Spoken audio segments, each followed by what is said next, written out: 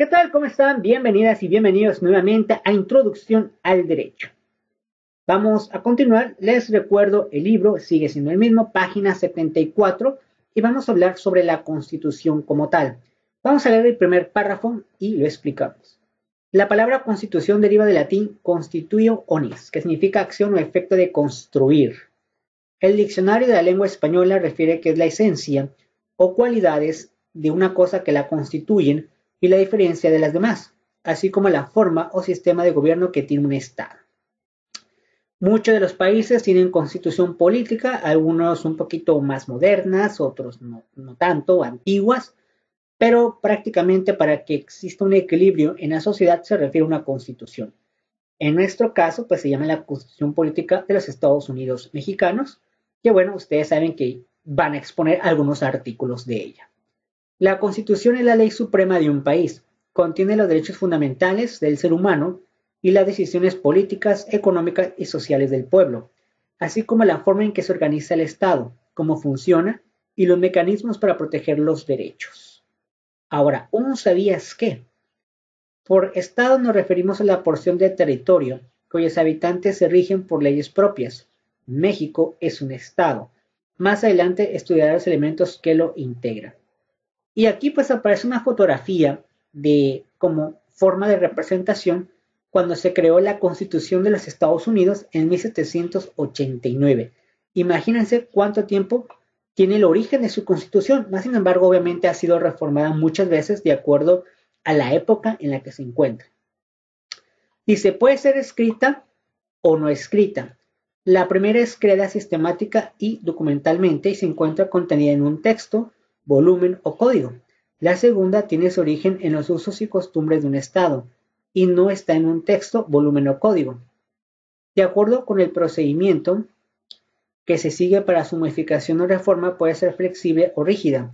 En el primer caso puede modificarse mediante el procedimiento legislativo ordinario, es decir, a través del que se aplica para modificar otras leyes. En el segundo, para reformarse debe seguirse un procedimiento especial que solo un órgano específico, en el caso de nuestro país, el Poder Legislativo, siguiendo la prevista en la Constitución, puede llevar a cabo cumpliendo determinados requisitos. Prácticamente se puede decir que la Constitución puede ser modificada. Y pues sí, en efecto sí es. Obviamente es el procedimiento de ley. Así como ustedes lo vieron en la clase pasada, así es como se reforman las leyes. Entonces una constitución, digamos que no siempre es la misma, la puedes modificar de acuerdo a las circunstancias políticas, sociales, económicas, incluso hasta deportivas. Después, un sabías qué. El artículo 135 de nuestra ley suprema dispone que la Constitución puede ser adicionada o reformada. Para que las adiciones o reformas lleguen a ser parte de la misma, se requiere que el Congreso de la Unión, por el voto de las 2/3 partes de los individuos presentes, acuerden las reformas o adiciones y que éstas sean aprobadas por la mayoría de las legislaturas de los estados. Prácticamente no es como que solita o porque a una persona se le ocurre cambiar una ley se va a hacer. Recuerden que el Congreso de la Unión es muy importante para la modificación de una ley. Posteriormente, continuamos donde dice aprende más. Antecedentes de la Constitución Política de los Estados Unidos Mexicanos. Aquí vamos a ver un poquito de la historia de por qué la Constitución, en este caso en nuestro país. En México, la primera norma suprema se promulgó en 1824 por el primer Congreso Constituyente, una vez consumada la independencia de nuestro país, encabezada por Miguel Hidalgo y Costilla e Ignacio Allende, y continuada por José María Morelos y Pavón, y concluida por Vicente Guerrero. Entonces, en aquella época, esos personajes pues eran importantes, ¿no? Era lo que en aquella época había. Entonces, la primera constitución que tuvimos nosotros en nuestro país fue en 1824. Digamos que en ese tiempo se vendían los libritos que decía Constitución Política 1824. Obviamente, pues ahora sí que ninguno de nosotros existió en esa época.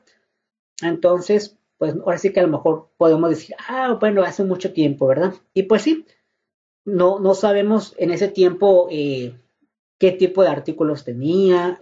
Obviamente no hay forma de tener una, que vayas al menos a la biblioteca pública donde se encuentra la Constitución, pero bueno, es complicado poder entrar ahí y sobre todo que te digan, ah, sí, pásale a ver la Constitución. Pero bueno, de que existió, existió.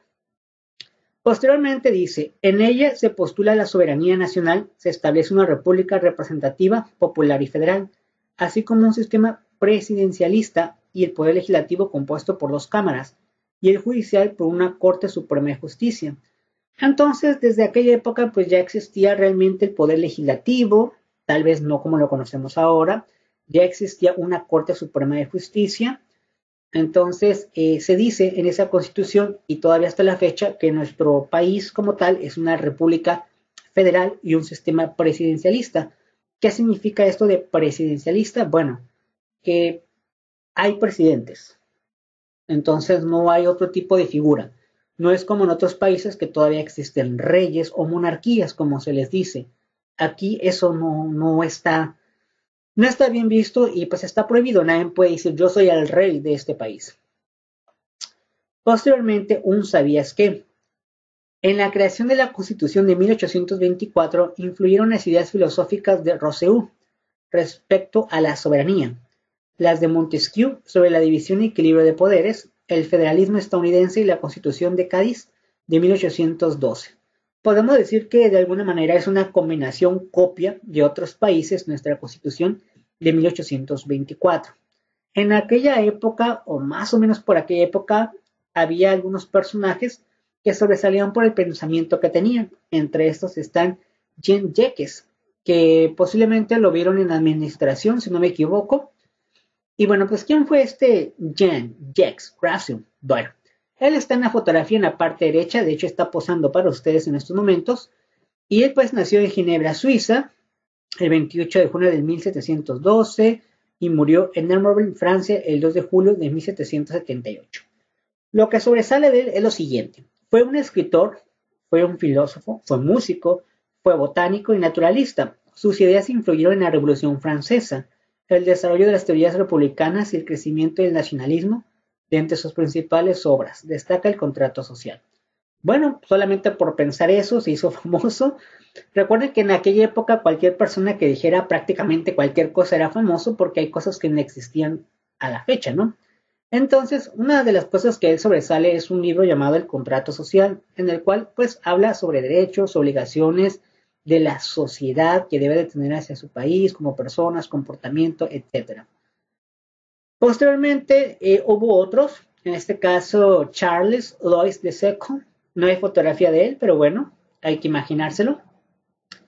Y bueno, aquí lo que importa es fue un cronista y pensador político francés que vivió durante la Ilustración. Destaca por la teoría de la separación de poderes que fue incluida en la Constitución de todo el mundo. Bueno, pues él igual era un pensador y bueno, era político de aquella época de Francia y bueno, sobresalió simplemente por hacer libros relacionados con cómo llevar una política en los países, ¿no? Pasa un poco de tiempo y llegamos a nuestra segunda constitución, que deriva de la Guerra de Reforma, cuya duración fue de 3 años, que culmina con la victoria del grupo liberal liderado por Benito Juárez, la Constitución de 1857. Entonces, después de la 1824, de 1824 a 1856 más o menos, dijeron, esta ley no sirve, hay que cambiarla. Entonces ya va la segunda Constitución. Y aquí, pues, ¿qué era lo que sobresalió? Bueno, estableció la división de poderes, como la conocemos, el gobierno republicano democrático, representativo y federal, y reconoció los derechos del hombre y estableció el juicio amparado por su protección. Cuando se refiere a los derechos del hombre, se refiere tanto a hombres como a mujeres, es decir, los derechos, por ejemplo, de mínimo todos tenemos derecho a un nombre, derecho también a una vivienda, derecho a comer, derecho a vestir algo de ropa, digamos que derechos básicos que toda persona, solamente por ser persona, debería de tener. Ya más allá de que, no, pues derecho a lo mejor a tener autos, casas, viajar, eso ya no todo, digamos, pero los derechos básicos como la comida y vivienda, un nombre, tener un nombre, es decir, que te llames con un nombre, no nomás así como, pues, cómo se llama esa persona y no tener nombre. Después, un sabías qué, dice la Constitución de 1857 se encontraba vigente cuando se luchó contra la invasión francesa y el segundo imperio mexicano de Maximiliano de Habsburgo. Entonces, en esa época, pues ya teníamos una constitución, a pesar de que había, pues, guerra, ¿no? Después pasa un poquito de tiempo y dice, la crisis económica y social de principios del siglo XX condujo al estallido de la Revolución de 1910, que en guión está Francisco I. Madero y logró la renuncia y retirada de Porfirio Díaz. Este movimiento evidenció la necesidad de reformar la Constitución de 1857, sin embargo no se efectuó debido al golpe militar de 1913 de Félix Villa y Victoriano Huerta, quien culminó con el asesinato de Madero y de José María Pino y Suárez. Después, Venustiano Carranza, con el carácter de encargado del Poder Ejecutivo, convocó un nuevo Congreso Constituyente en septiembre de 1916 y promulgó la Constitución 5 de febrero de 1917, que actualmente esta es la Constitución que nos rige. Obviamente, la Constitución original del 5 de febrero de 1917 ha sido pues cambiada muchísimo. Claro que han cambiado las cosas, pero más sin embargo la esencia de la Constitución sigue ahí. Y aquí como un sabías qué, dice lo siguiente. El Congreso Constituyente de 1917 se integró por 214 diputados de toda la República. En aquella época eran 214. Ahora son más de 700, ¿no? Bueno, incluyendo diputados y senadores. Obviamente aquí solamente son diputados, eran 214, actualmente son 300, ¿no? Entonces subieron más, ¿no? El contenido social de la nueva Carta Magna lo hizo destacar de tal forma que se la definió como el Congreso creador de la primera Constitución social del mundo. También la Constitución Política de los Estados Unidos Mexicanos se puede llamar Carta Magna, es otro nombre, es como un apodo.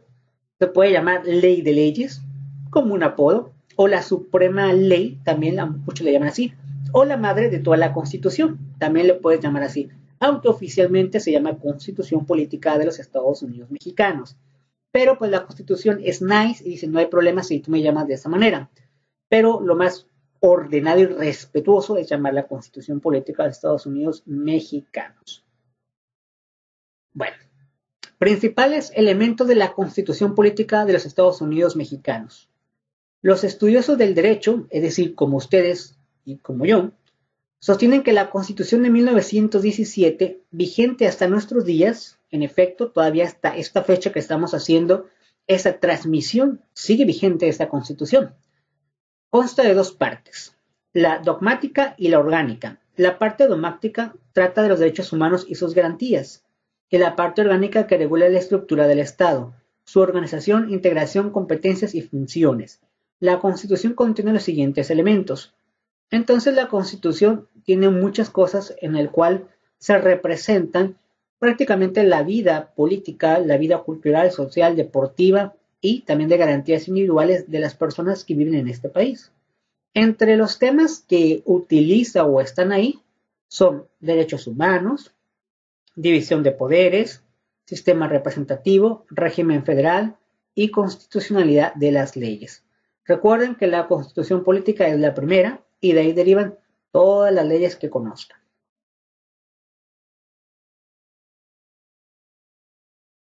Después vamos a revisar algunos artículos que son importantes. Obviamente todos los artículos son importantes, pero hay unos que es un poquito más. Dice la soberanía, entendida como el ejercicio de la voluntad generada del pueblo, indivisible e inalienable. Esto es la facultad exclusiva de un pueblo para dictar, aplicar y hacer cumplir las leyes que el mismo se ha dado.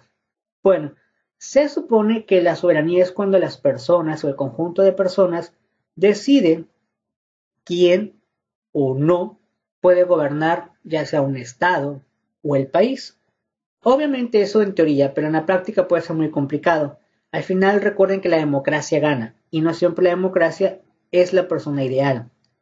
En el artículo 39 de nuestra Constitución dispone que la soberanía nacional reside esencialmente y originalmente en el pueblo. Todo poder público dimana del pueblo y se instituye para beneficio de éste. El pueblo tiene en todo tiempo el inalienable derecho de alterar o modificar su forma de gobierno. Bueno, esto es en teoría porque en la práctica no es así como tal.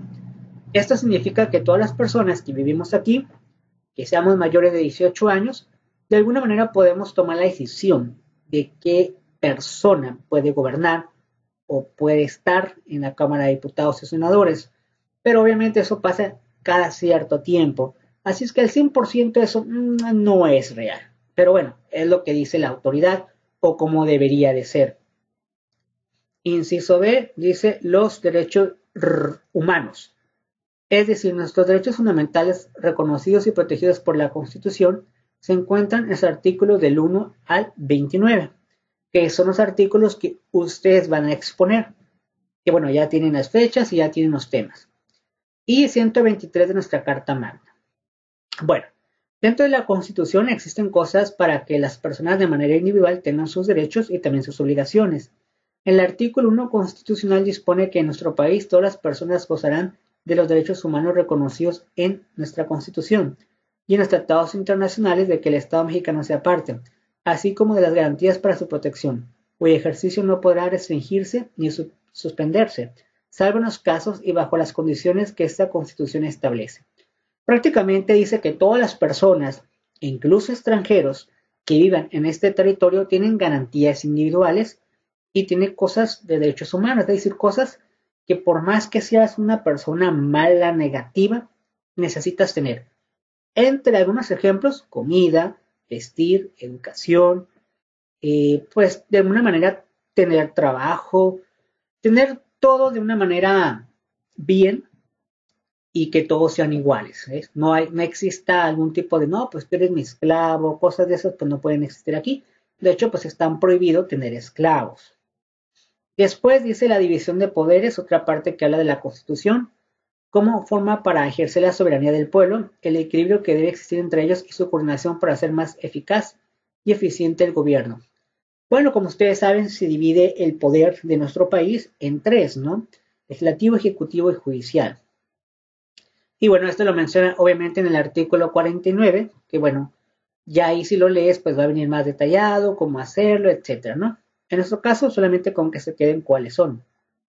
Después, un sistema representativo como facultad del pueblo para elegir a sus representantes de manera directa a través del voto. Aquí pues es importante que todos voten, todos tienen el derecho de votar. En el artículo 40 de nuestra Carta Magna, dispone que es voluntad del pueblo mexicano constituirse en una república representativa, democrática, laica, federal y compuesta de estados libres y soberanos, en todo lo concerniente a su régimen interior, pero unidos en una federación establecida según los principios de esta ley fundamental.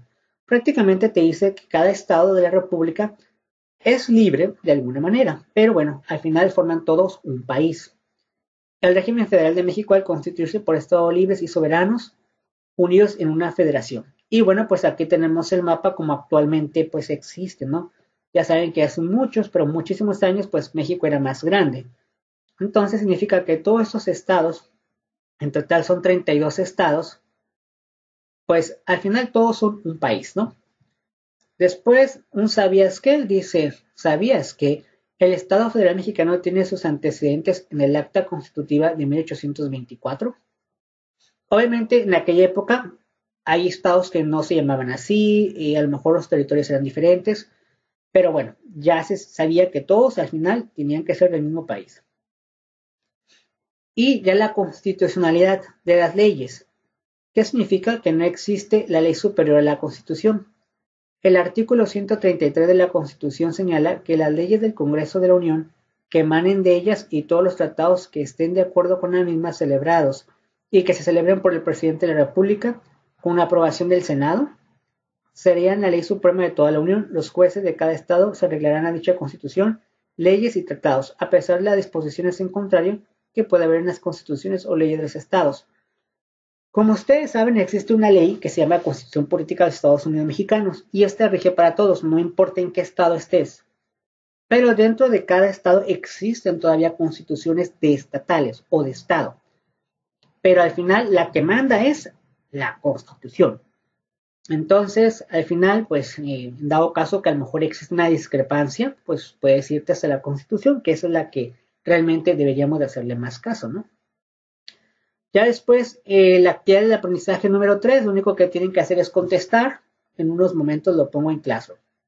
Por ejemplo, el primer antecedente de nuestra Constitución es, y ya ponen la respuesta. Los derechos fundamentales se encuentran en la parte D. Ponen la respuesta. La constitución vigente fue promulgada en. Y bueno, eso pues ya se lo saben porque está acá arriba, ¿no? Muy bien. Y pues ya prácticamente para terminar, vamos a ver, vamos a ver. Bueno, vamos a terminar aquí. Vamos a terminar este y ya para que ya cuando, pues prácticamente recuerden que hay vacaciones, entonces después de que regresemos de vacaciones, pues seguimos, ¿no? Que ya casi, bueno, falta una semana, ¿no? Esto vamos a terminarlo y se acabó.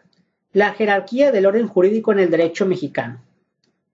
Como aprendiste previamente en nuestra Constitución, dimanan todas las demás leyes y por tal motivo su contenido no puede ir en contra de lo que ya disponen. En caso de contradicción a las leyes prevalece la mayoría jerarquía. En pocas palabras, si existiera una constitución de Estado que diga algo y a lo mejor por alguna razón creen que es malo, la que hay que basarse es la constitución política general. De ahí deriva todo, ¿no? Aquí te pone algunas definiciones de lo que es jerarquía. Prácticamente es, entre más estés más elevado al poder, pues obviamente te va a hacer más caso, ¿no? Dimanan del verbo dimanar que significa provenir o proceder. En el artículo 133 de nuestra Constitución establece la jerarquía de las normas. Clasifica en primer lugar la Constitución, obviamente esa es la primera. Luego los tratados internacionales. ¿Qué son tratados internacionales? Bueno, pues son el país tiene un convenio con otros países y después de esos tratados siguen leyes federales, es decir, leyes como el Código Civil, por ejemplo, y luego dice Constitución de las entidades federativas, después la Constitución del Estado y después leyes locales, es decir, por municipios y después algunos decretos, reglamentos y normas jurídicas. De esta manera va el orden. Al igual que a nivel federal, cada entidad tiene su propia constitución, ya lo hemos dicho, y también establece los principios por los que se elige esa entidad, pero siempre de acuerdo a la Carta Magna, ¿no? Bueno, hasta aquí la vamos a terminar. Recuerden que solamente tiene una actividad de participación y esta actividad. Bueno, prácticamente sería todo en esta ocasión. Pues hasta aquí la vamos a dejar. Muchísimas gracias y pues nos vemos hasta la próxima, bueno, hasta en enero, sobre continuar sobre esta clase. Muchísimas gracias y nos vemos hasta la próxima. Hasta luego.